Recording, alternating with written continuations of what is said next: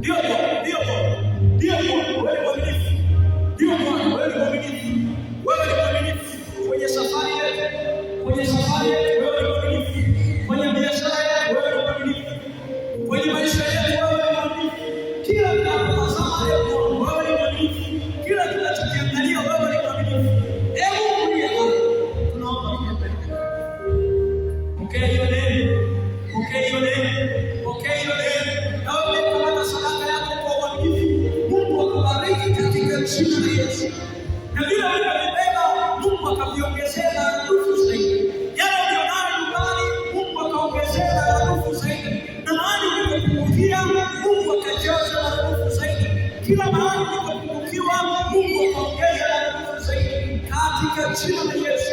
Na mahali popote ambapo wengine walikushusha heshima, ninamtangazia kwa jina la Yesu, heshima yako ikasimame na ikarejee sawasawa na mapenzi ya Bwana. Mungu asikupite, asikupite sadaka ya uaminifu wako. Iwe umetoa siku ya leo, utakayotoa na siku za mbele, Mungu akakubariki kwa jina la Yesu na kwa damu ya Yesu. Bwana asikuache, Bwana asikupite, Bwana asikupungukie. Neema ya Kristo ikawe juu yako kuanzia sasa, na magonjwa yasitajwe kwenye familia yako, miziba isitajwe kwenye familia yako, katika jina la Yesu na kwa damu ya Yesu.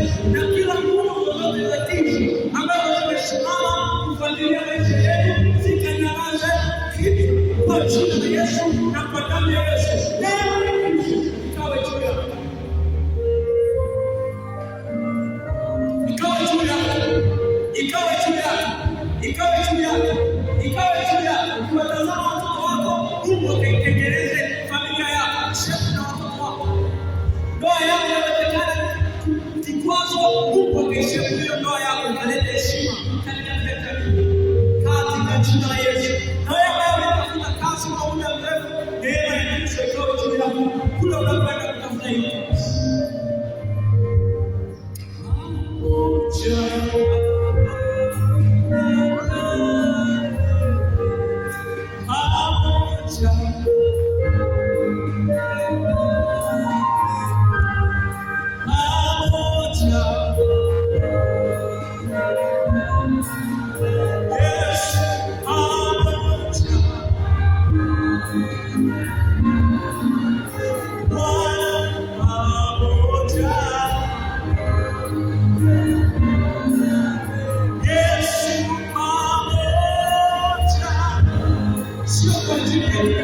Kwenye biashara yetu pamoja,